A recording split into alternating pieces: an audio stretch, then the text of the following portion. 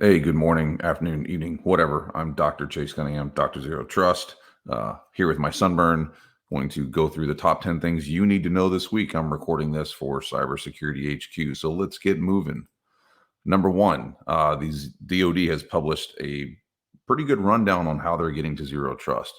If they can do ZT, anyone can. And two-thirds of the government agencies involved in this, two-thirds, have said that they are able to meet their objectives. So if you're a small mid-sized business, unless you're slower than the federal government, I would say you can do ZT. There's an article on Security Boulevard about ZT in the cloud. It's how to do it right. Interesting stuff. I like the guy's perspective on this, and I use guys in the royal term. Go check this out. It's something that you should read because most of us are going to either be cloud or should be in the cloud.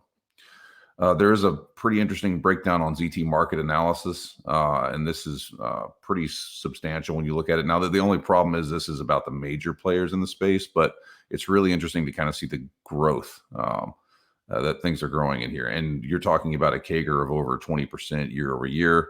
Uh, it's going to continue to be a great spot for continued innovation and investment.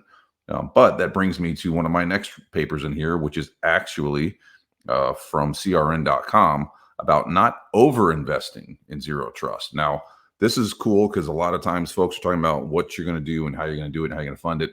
But this paper specifically is looking at where you should not throw so much money at and where you should be having those age offs. And this is something I work with people all the time on their strategy is if you're going to buy something or enable a strategy, you should be able to get rid of things that you are no longer using effectively. And let's face it, technology does age off.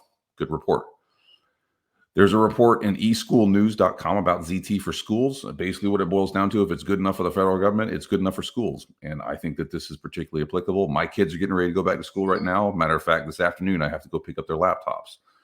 The only good thing for those of us parents that are in this space is I don't have to go buy so many stupid folders and papers because they finally realized kids do things on the internet.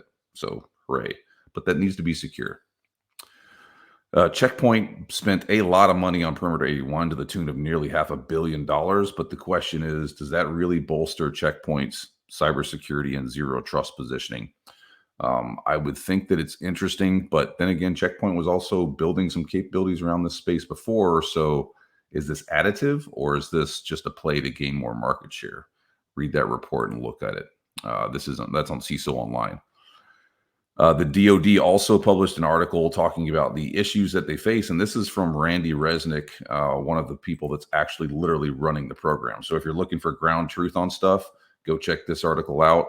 We'll link to all this stuff on the far end of it, but it's a good breakdown on where they are hitting the wall. And again, the government's progressing, but they are open about where they're hitting the wall and what the issues they face are. Good for people to know. Last couple things, there is some draft guidelines for electrical vehicle charging station. Shocker, it's the same stuff that we've been talking about for years. Segmentation, isolation, multi-factor auth, blah, blah, blah.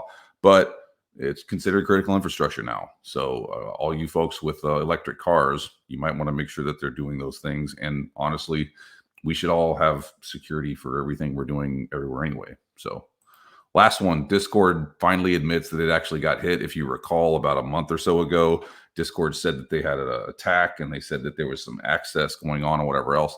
I hate to be the I told you so guy, but I was like, stand by for breach notice. And here we are a month later with a breach notice of nearly 1 million people's information.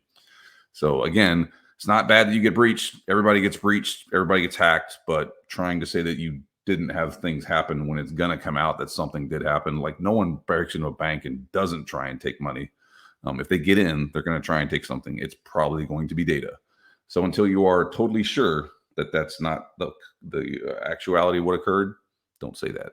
Anyway, that's 5 minutes or less. Stop 10 things you need to know. Cybersecurity HQ. Thanks much.